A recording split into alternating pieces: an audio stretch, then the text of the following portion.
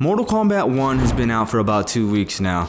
This is honestly one of my favorite fighting games I've ever played. And I'm awesome! Or maybe I'm still somewhere in the honeymoon period, but whatever the case, going forward, every so often I'm going to be making a video where I'm going to give you guys a list of useful tips that have helped me and will help you in your Mortal Kombat journey. And these tips are not just for Mortal Kombat, these are skills that will transfer over to any fighting game. So without further ado, let's begin. What are overheads, highs, mids, and lows? In Mortal Kombat, we have overheads, highs, mids, and lows. So what are we referring to when we use this terminology? And making this as simple as possible, these terms reference where on your opponent's body you're going to be hitting. An overhead hits, well, overhead. A high hits around your head area, a mid hits your body, and a low aims for your legs. So how do you defend against these attacks? An overhead, like Sub-Zero's annoying B2, needs to be blocked standing up. High attacks are blocked standing or crouch blocking. High attacks can also be entirely avoided if you're crouching and not blocking, making for super easy punishes. In other words, high attacks will completely miss you if you're crouching without blocking. Mids aim for the body and can be blocked standing or crouching, but they will hit you if you're crouching without blocking. Lows need to be blocked while crouching. Some low attacks, however, look like they're going to be overheads because the opponent jumps, but they're actually lows. A good example of this is Sindel's forward 4-3. How to read Mortal Kombat input notations. A little bit ago when I mentioned Sindel's forward 4-3, that may have sounded foreign to you if you're new to fighting games or new to Mortal Kombat. Here's a quick primer on what that means and how you can tell what buttons players are pushing just by looking at notations. Here's a picture of a controller with a bunch of numbers and letters. We've got back, down, up, forward on the D-pad and 1, 2, 3, 4 on the face buttons. So when I mentioned Sindel's forward 4-3, that's actually a combo. And the way that you do that combo is by pushing forward on the D-pad, followed by 4, which is then followed quickly by 3 on the face buttons. Occasionally, you're going to see something that looks like this.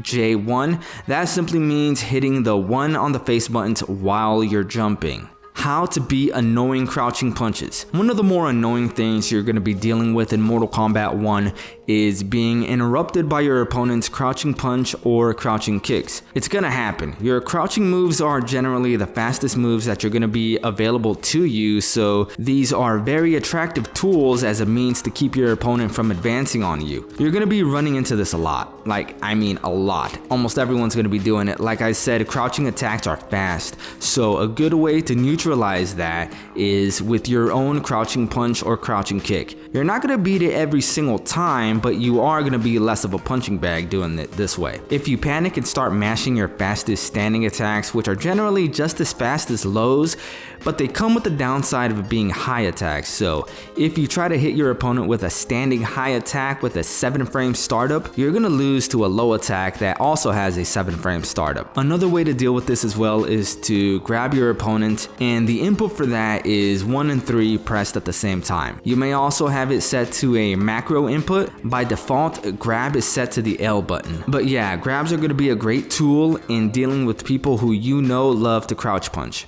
How to beat throws. Throws are tricky in every fighting game. Generally, they're very fast. In a game like Dragon Ball FighterZ, they can be reacted to, but in games like Melty Blood, Type Lumina, MK11, Street Fighter, and Mortal Kombat 1, you're going to have to anticipate when your opponent is going to try to grab you. Generally, the way to counter a throw or grab, which is just another way of saying throw, is by pushing the throw input.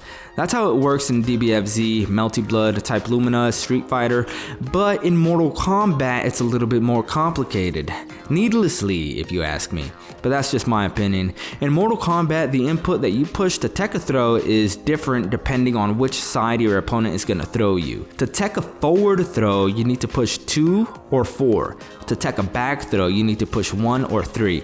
It sounds super hard and it is annoying, but a good rule of thumb is that if you have your opponent's back to the corner, and he goes for a throw, he's probably gonna try to back throw you to get himself out of the corner because no one wants to be there. If you're somewhere in the mid screen though, he's probably gonna try a regular forward throw. Either way, it's gonna be a guessing game. How to avoid projectiles. Zoners can be a pain to deal with in fighting games, and that's no different in Mortal Kombat 1. Mortal Kombat gives you the option to avoid projectiles entirely, at least some of them, by just crouching. Though this is not universal. Some projectiles, like Raiko's, can't be avoided by crouching. At least that's been my experience on the current version of MK1 on the Switch. I think that's been changed though for the versions of Mortal Kombat 1 currently available on PS5 and Steam. The reason projectiles can be avoided is because they generally are high attacks, though some characters like Liu Kang can turn their projectiles into mids, which will hit crouching opponents,